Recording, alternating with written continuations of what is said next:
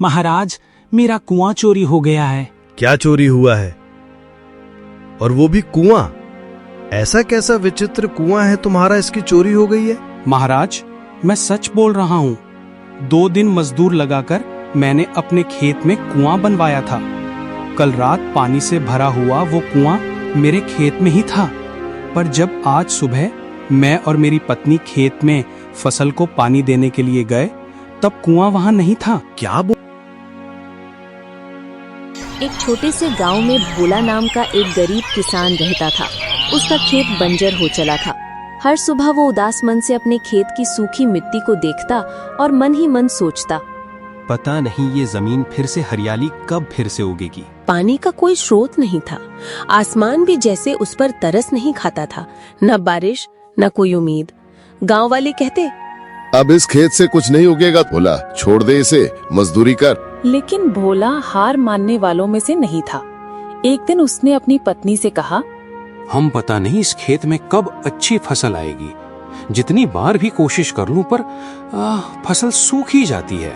अरे अब यही सोचते मत बैठिए, जाइए और उस पड़ोसी रामू काका से बात कीजिए। उसके खेत से पानी का कोई प्रबंध होता है क्या, देखिए। अरे वो रामू काका कहाँ देने वाला है पानी, फिर भी जाकर देखता हूँ। भोला रामू काका के खेत में जाता है। अरे रामू काका, फसल को पानी दे रहे हो? हाँ, धूप बढ़ गई है ना, इस समय खेत में 2 बार पानी देना जरूरी है। तुम्हारी बात भी सही है।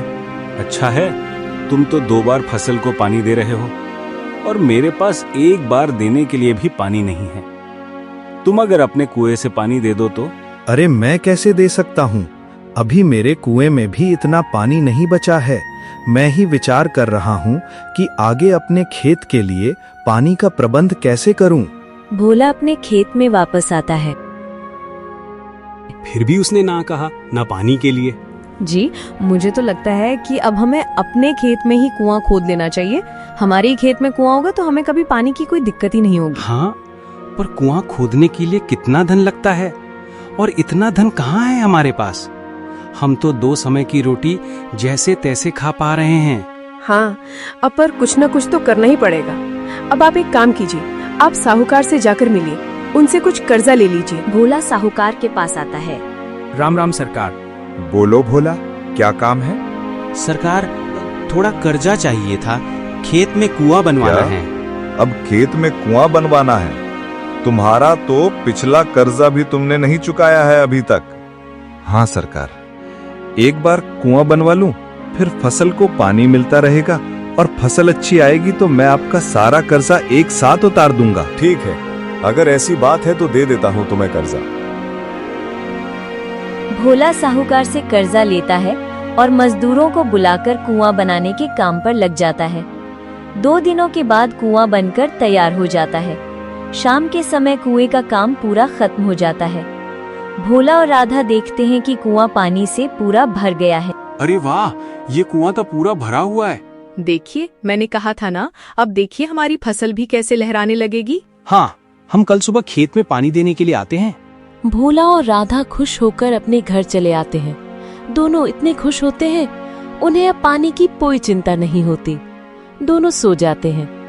अगली सुबह दोनों जल्दी उठकर अपने खेत में आते हैं। जैसे ही कुएं के पास आते हैं, वो देखते हैं कि कल जहां पानी से भरा हुआ कुआं था, आज उस जगह पर मिट्टी के सिवा और कुछ नहीं होता। अरे, इतनी मेहनत से वो कुआं हमने बनवाया था, कहाँ चला गया? जमीन निगल गई या आसमान खा गया हमारे कुएं को? वही तो कुछ समझ नहीं आ रहा है। वो कोई मनुष्य या प्राणी नहीं है कि ऐसे लुप्त हो जाए। अरे, मैंने साहूकार से कर्जा लिया है। अब अगर कुआं ही नहीं होगा तो फसल कैसे आएगी, और फसल नहीं आएगी तो साहूकार का कर्जा कैसे चुकाऊंगा? भोला अपने सर को हाथ लगाकर नीचे बैठ जाता है। राधा भी हताश हो जाती है। दोनों को समझ नहीं आ रहा था कि आखिर उनका कुआं ऐसे लुप्त कहाँ हो सकता है। कुछ देर के बाद, सुनिए, आप महाराज से जाकर मिलिए। अरे, महाराज के पास जाकर क्या करूँगा? महाराज के पास जाकर उन्हें बताइए कि किसी ने हमारे कुएं की चोरी कर ली है। क्या कुएं की चोरी हुई है? हाँ, अब हमने इतनी मेहनत और खर्चा करके बनाया हुआ कुआं अब उसकी जगह पर नहीं है। इसका अर्थ यही है ना कि उसकी चोरी हुई है। आप जल्दी जाइए। अरे, कुआं चोरी हो गया है। ये सुनकर लोग मेरा मजाक उड़ाएंगे, पूरा गांव हंसेगा मुझ पर। महाराज को भी मेरी बात पर विश्वास नहीं होगा। वो सब मैं जानती हूँ, पर अभी महाराज ही हमारी सहायता कर सकते हैं। राधा की बात सुनकर भोला वीरसेन महाराज के राजसभा में आता है। बताओ क्या समस्या है तुम्हारी? महाराज, मेरा कुआं चोरी हो गया है। क्या चोरी हुआ है? और वो भी कुआं? ऐसा कैसा विचित्र कुआं है तुम्हारा, इसकी चोरी हो गई है? महाराज, मैं सच बोल रहा हूँ। 2 दिन मजदूर लगाकर मैंने अपने खेत में कुआं बनवाया था। कल रात पानी से भरा हुआ वो कुआं मेरे खेत में ही था, पर जब आज सुबह मैं और मेरी पत्नी खेत में फसल को पानी देने के लिए गए, तब कुआं वहां नहीं था। क्या बोल रहे हो तुम? मुझे तो विश्वास ही नहीं हो रहा है। कोई कुआं अपनी जगह से लुप्त कैसे हो सकता है? महामंत्री, आपने कभी इस विषय में कुछ सुना है कि कोई कुआं अचानक से लुप्त हो गया हो? नहीं महाराज, ऐसी विचित्र घटना तो मैंने जीवन में आज पहली बार सुनी है। ऐसा कभी हो ही नहीं सकता। ये व्यक्ति अवश्य झूठ बोल रहा है। ये राज्यसभा का समय व्यर्थ कर रहा है। अरे नहीं महाराज, मैं सच बोल रहा हूँ। मैं एक गरीब किसान हूँ।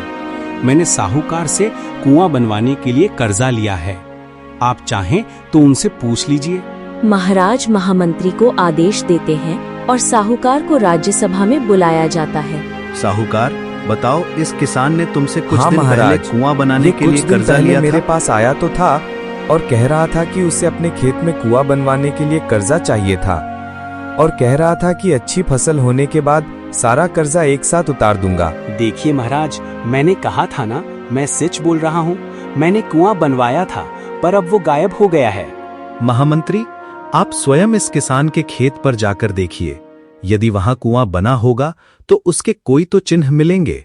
महामंत्री भोला के साथ उसके खेत में आते हैं। महामंत्री पूरे खेत को ध्यान से देखते हैं और फिर से महल में चले जाते हैं। महामंत्री, आप उस किसान पर नजर बनाए रखिए। मुझे तो किसान उसके कुएं की तरह विचित्र लग रहा है। शाम हो जाती है। राधा और भोला अभी तक खेत में ही बैठे हुए थे। अंधेरा हो जाता है और अचानक उन्होंने बनाया हुआ कुआं उसी स्थान पर प्रकट हो जाता है जहां कल उसे बनवाया गया था। उस कुएं से पानी बहने लगता है। राधा और भोला उस पानी से भरे हुए कुएं को देखकर आश्चर्य में पड़ जाते हैं। मेरा तो मेरी आंख पर विश्वास ही नहीं हो रहा। ये कुआं यहाँ अपने आप प्रकट कैसे हो गया? अब ये सब छोड़ो, अब ये कुआं प्रकट हो ही गया है तो खेत में पानी दे देते हैं। दोनों चलकर कुएं के पास जाते हैं। घड़ा उठाकर उसे रस्सी से बांधकर कुएं में डालकर पानी निकालने लगते हैं। जब भोला कुएं से घड़ा बाहर निकालता है तब वो खाली होता है। ये क्या? कुएं में इतना पानी भरा हुआ है, फिर भी ये घड़ा खाली कैसे है? अब दोनों डर जाते हैं। सुनिए, अब मुझे ये तो कुछ विचित्र प्रकार का लग रहा है। हमें इस कुएं से दूर ही रहना चाहिए। मुझे भी कुछ समझ नहीं आ रहा है। ये सब क्या हो रहा है? चलो अभी हम घर चलते हैं, कल आकर सोचेंगे क्या करना है। राधा और मोहन घर आते हैं। अगले दिन दोनों डरते हुए खेत में जाते हैं, तब फिर वो कुआं वहां नहीं होता। अब तो दोनों के पैरों तले जमीन ही खिसक जाती है। राधा मोहन से कहती है कि ये कुछ अजीब हो रहा है, हमें किसी ज्ञानी की सहायता लेनी चाहिए। दोनों वन में चले जाते हैं। वन में एक बहुत बड़े साधु थे जिन्हें भूत, भविष्य और वर्तमान के विषय में सब ज्ञान था। उनके पास चले जाते हैं। साधु बाबा, हमारा रक्षण कीजिए। क्या हुआ पुत्र? साधु बाबा, मेरे खेत में बनाया हुआ कुआं अचानक गायब हो जाता है। हाँ साधु बाबा, हमने बड़ी मेहनत से कुआं बनवाया था, पर सुबह जब हम खेत में जाते हैं तब कुआं अपने स्थान पर नहीं होता। बाबा जी, आप ही हमारी सहायता कर सकते हैं। आपको तो तीनों कालों का ज्ञान है। आप ही बताइए कि उस विचित्र कुएं का रहस्य क्या है। पुत्र, हमारे इस जन्म में जो भी अनुभव हमें आते हैं उसकी कड़ियां हमारे पिछले कई जन्मों से जुड़ी हुई होती है। तुम्हारे साथ ये जो विचित्र घटना घट रही है उसकी कड़ी भी तुम्हारे किसी पिछले जन्म से जुड़ी हुई है। आप क्या कह रहे हैं साधु बाबा? मेरी कुछ समझ में नहीं आ रहा है। पुत्र, तुम्हारे पिछले जन्म में तुम एक बहुत बड़े साहूकार थे। उस समय तुम बहुत धनवान थे और तुम्हारे बड़े बड़े खेत थे। और तुम्हारे बड़े बड़े खेत में एक बड़ा कुआं था। वो कुआं इतना बड़ा था कि पूरे गांव की प्यास बुझा सकता था। उस कुएं का पानी कभी खत्म नहीं होता था। एक बार गांव में अकाल पड़ा था। आपके खेत के कुएं में इतना पानी है, अगर आप कहें तो मैं थोड़ा पानी अपने घर ले जाऊं। घर में बिल्कुल भी पानी नहीं है। पूरे गांव में मेरा ही एक कुआं है क्या, जो तुम मेरे कुएं में पानी लेने आ गई हो क्या बुढ़िया?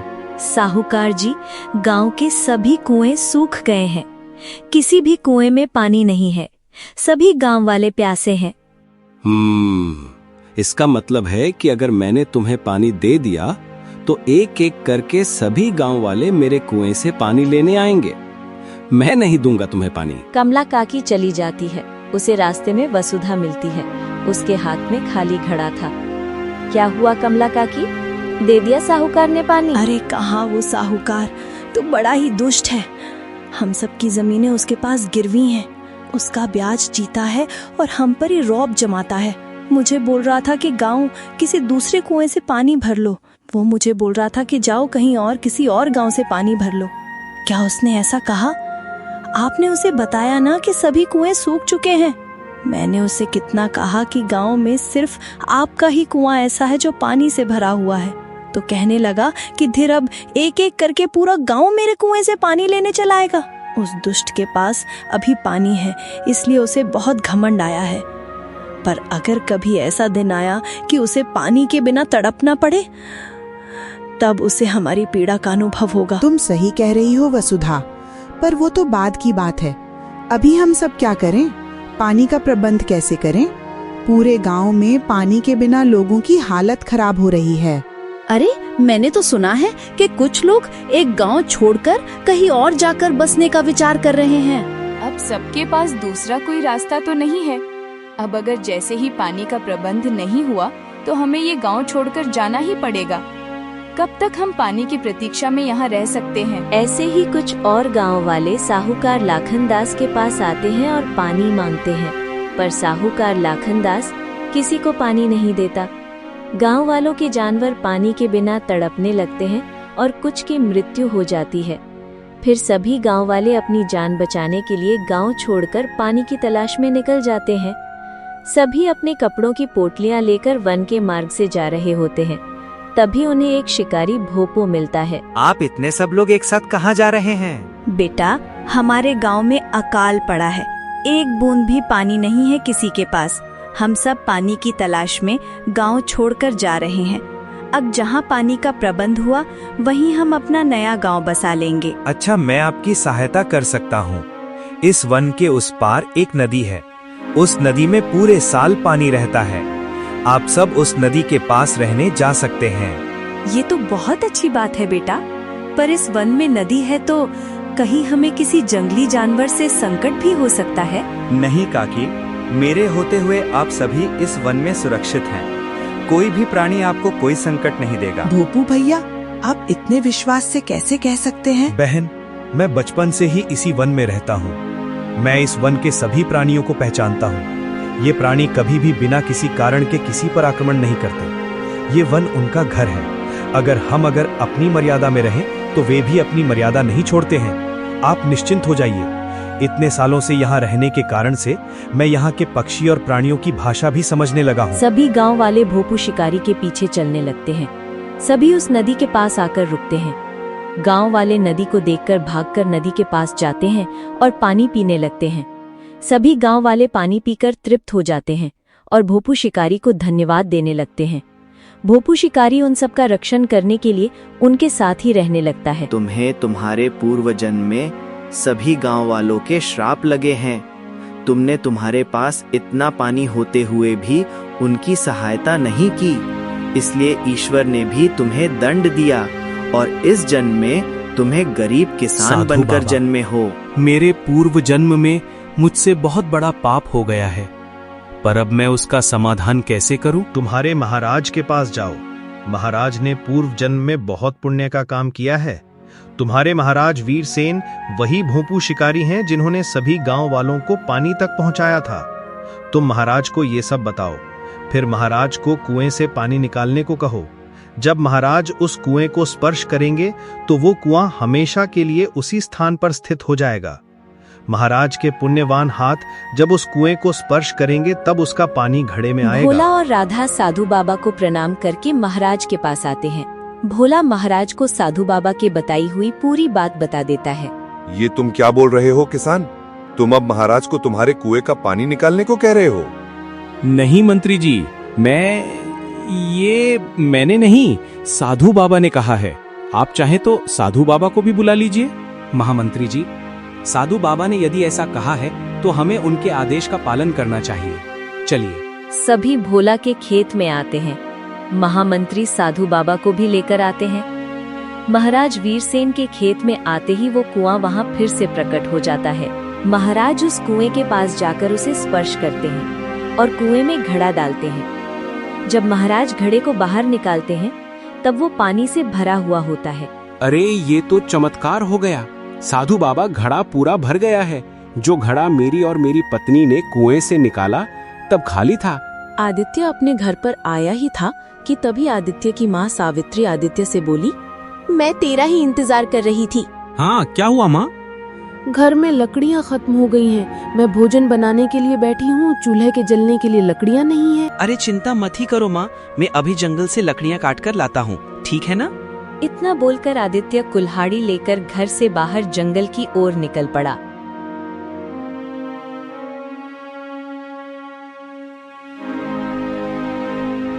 आदित्य पेड़ पर कुल्हाड़ी चलाने ही वाला था कि तभी उसके कानों में किसी जानवर का दर्द भरा स्वर टकराया। बाप रे, ऐसा लगता है कि यहाँ आसपास कोई घायल जानवर हो। इतना बोलकर रोहन आसपास नजर दौड़ाने लगा। तभी रोहन की नजर झाड़ियों में फंसे हुए एक शेर पर पड़ी। अरे बाप रे बाप, ये तो एक शेर है लगता है। हाँ, समझ गया, इसका पैर कटीली झाड़ियों में फंस गया है। क्या मुझे इसकी मदद करनी चाहिए? कहीं ऐसा ना हो कि मैं इसकी मदद करूं और ये उल्टा मुझे ही खा जाए। है तो आखिरकार शेर ही। इतना बोलकर रोहन फिर से पेड़ पर कुल्हाड़ी चलाने ही वाला था कि तभी शेर फिर से चिल्लाने लगा। रोहन को ना जाने क्यों उस शेर पर दया आ गई। रोहन धीरे धीरे कदमों से उस शेर के पास चला गया और डरते हुए शेर की ओर देखकर बोला, देखो मैं जानता हूँ कि तुम शेर हो। देखो मैं इंसानियत के नाते मैं तुम्हारी मदद कर रहा हूँ। कहीं ऐसा ना हो कि जब तुम इस कटीली झाड़ी से आजाद हो जाओ तो तुम मुझ पर ही हमला कर बैठो, ठीक है ना? ध्यान से। इतना बोलकर रोहन ने उस शेर के आसपास से कंटीली झाड़ियों को हटा दिया और पैर से उसका कांटा निकाल दिया। कांटा निकलते ही शेर अचानक इंसानी आवाज में रोहन से बोला, तुम्हारा बहुत बहुत शुक्रिया। शेर के मुंह से इंसानी आवाज सुनकर रोहन डर गया और बोला, तो तुम तो शेर हो, फिर तुम इंसानी आवाज में बात कैसे कर सकते हो? हाँ, डरो मत, ये एक बहुत पुरानी बात है। जब एक साधु के ऊपर किसी जंगली भेड़िए ने आक्रमण कर दिया था तो उस समय मैंने उस भेड़िए को मारकर साधु महाराज के प्राण बचाए थे। मैंने साधु महाराज ने प्रसन्न होकर मुझे ये शक्ति प्रदान की थी कि मैं इंसानी आवाज में किसी से भी बात कर सकता हूँ। तुमने मेरी जान बचाई है। आज के बाद इस जंगल में अगर तुम्हें किसी भी मुसीबत का सामना करना पड़े तो तुम बेझिझक अपने मित्र शेर सिंह को आवाज लगा देना, हम दौड़े चले आएंगे, ठीक है? इतना बोलकर शेर दौड़ता हुआ वहां से चला गया। रोहन लकड़ियां लेकर अपने घर चला आया। रोहन की माँ सविता रोहन से बोली, तुझे आने में इतनी देर कैसे हो गई? पहले तो बहुत जल्दी आ जाता था। अरे कुछ नहीं माँ, कुछ देर वृक्ष के नीचे थोड़ा आराम करने बैठ गया था, इसी वजह से देर हो गई। रोहन की बात सुनकर उसकी माँ मुस्कुराते हुए खाना बनाने लगी। कुछ देर बाद रोहन गांव के तालाब के किनारे चला गया, जहां पर गांव की सबसे सुंदर लड़की मोनिका उसका इंतजार कर रही थी। मोनिका रोहन की ओर देखकर बोली, रोहन, मैं तुम्हारा कब से इंतजार कर रही हूँ। अरे माँ ने जंगल में लकड़ियाँ काटने के लिए भेज दिया था। और हाँ, जानते हो जंगल में क्या देखा मैंने? क्या देखा? तो रोहन जंगल की सारी घटना मोनिका को बताने लगा। पूरी घटना को सुनकर मोनिका चौंकते हुए रोहन से बोली, तुमने जो देखा वो वाकई अद्भुत है, लेकिन तुम इस बात की चर्चा गांव में किसी और से मत करना।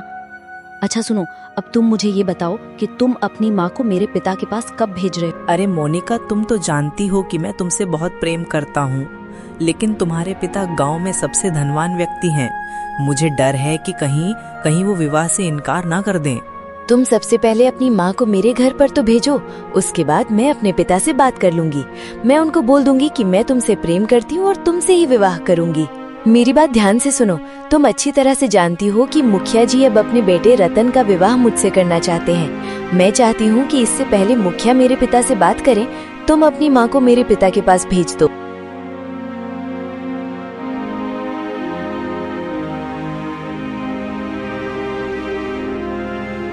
माँ, मैं ये कह रहा था कि मैं मोनिका से प्रेम करता हूँ। कल तुम मोनिका के पिता से मेरे रिश्ते के बारे में बात करो ना।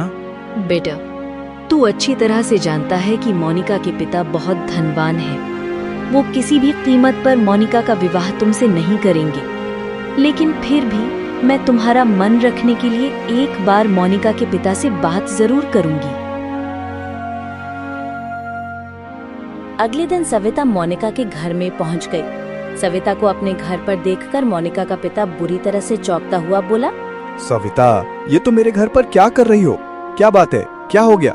मोनिका और मेरा बेटा रोहन एक दूसरे से प्रेम करते हैं।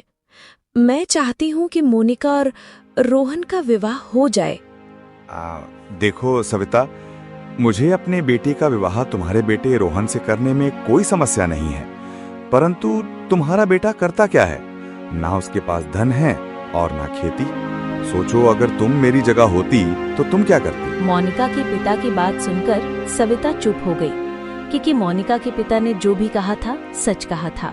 देखो सविता, कुछ देर पहले गांव के मुखिया जी भी अपने बेटे का रिश्ता लेकर मेरे पास आए थे। मुखिया जी के बेटे के पास ढेर सारी जमीन है। अब मेरी बेटी जहां सुखी रहेगी, मैं उसका विवाह वहीं करूंगा ना। तभी मोनिका वहां पहुंच गई और अपने पिता से बोली, पिताजी, मैं रोहन के साथ विवाह करके सुखी रहूंगी। अरे तुम किसके साथ सुखी रहोगी, किसके साथ नहीं, ये मैं बहुत अच्छी तरह से जानता हूँ। दुनिया मैंने देखी है कि तुमने। बोलो, तुम अभी बच्ची हो, तुम नहीं समझोगी। जाओ अपने कमरे में जाओ। मोनिका चुपचाप अपने कमरे में चली गई। सविता मुंह लटकाकर अपने घर चली गई। अपनी माँ का लटका हुआ मुंह देखकर रोहन सब कुछ समझ गया। लगता है मोनिका के पिता ने रिश्ते से इनकार कर दिया, है ना माँ? मैंने तुमसे पहले ही कहा था और मुझे उनका जवाब भी पहले से ही पता था। मैं तो बस तुम्हारा मन रखने के लिए वहां पर चली गई थी। वैसे मोनिका के पिता ने कुछ गलत नहीं कहा। हर पिता चाहता है कि उसकी पुत्री का विवाह किसी धनवान खानदान में हो, और ना तो मेरे पास खेती है बेटा, और ना धन है। अपनी माँ की बात सुनकर रोहन उदास हो गया। अगले दिन रोहन उदास होकर जंगल में एक तालाब के किनारे बैठ गया। तभी रोहन के कानों में शेर का गुर्राहट भरा स्वर टकराया।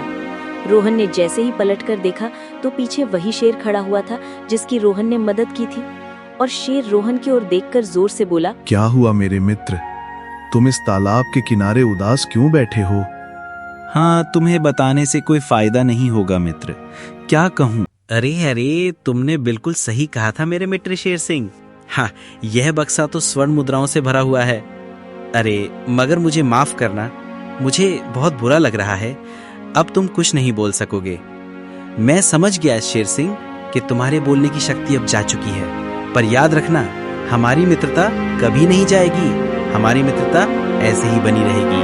रोहन स्वर्ण मुद्राओं से भरे बक्से को लेकर अपने घर चला आया।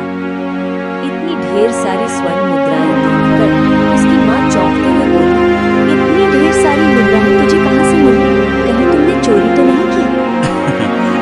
अरे नहीं माँ, बस समझ लो कि किस्मत ने मेरा साथ दिया। इसके आगे मैं कुछ नहीं बता सकता। और तुम जानती हो कि तुम्हारा बेटा कभी कोई गलत काम नहीं कर सकता, तो बस समझो कि भगवान ने दे दिया है। रोहन की बात सुनकर सविता मुस्कुराने लगी। कुछ दिनों में रोहन अपने गांव का सबसे धनवान व्यक्ति बन गया। रोहन के पास अब आलीशान हवेली थी, बहुत सारी खेती थी, और खेत में काम करने वाले बहुत सारे मजदूर और किसान थे। मगर रोहन अपने मित्र शेर सिंह से मिलने रोज जंगल जाया करता और शेर सिंह से घंटों बातें करता। शेर सिंह इंसानी आवाज में बोल तो नहीं सकता था, परंतु वो रोहन की हर बात सुनकर अपना सर इधर उधर घुमाकर जवाब देने का हमेशा प्रयास करता। कुछ दिन बाद रोहन ने अपनी माँ सविता को मोनिका के घर दोबारा भेजा। सविता को देखकर मोनिका का पिता उठकर खड़ा हो गया। अरे वाह वाह वाह वाह वाह वाह, मेरे तो भाग्य खुल गए। सावित्री बहन, जो आप मेरे घर में पधारी हो, मैं आपके ही पास आने वाला था और मैंने फैसला कर लिया कि अब मैं अपनी बेटी का विवाह मुखिया के बेटे रतन सिंह से नहीं करूंगा, बल्कि तुम्हारे पुत्र रोहन से करूंगा।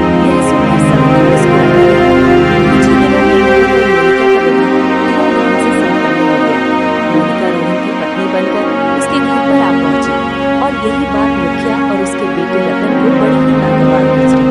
मुखिया अपने बेटे रतन से बोला, सोचा था कि मोनिका को ब्याह कर मोनिका के पिता की सारी संपत्ति तेरे नाम हो जाएगी, लेकिन पता नहीं वो रोहन इतना ढेर सारा धन कहाँ से ले आया जो रातों रात धनवान बन गया। मैं जानता हूँ पिताजी कि उसके हाथ जरूर कोई ऐसा रहस्य लगा है जिससे वो इतनी जल्दी धनवान बन गया। अरे क्या मतलब है तुम्हारा कहने का? कौन सा रहस्य? पिताजी, एक बात मैं आपको काफी समय से बताना चाह रहा था। क्या है कि मैंने रोहन को एक शेर के पास बैठे हुए देखा है।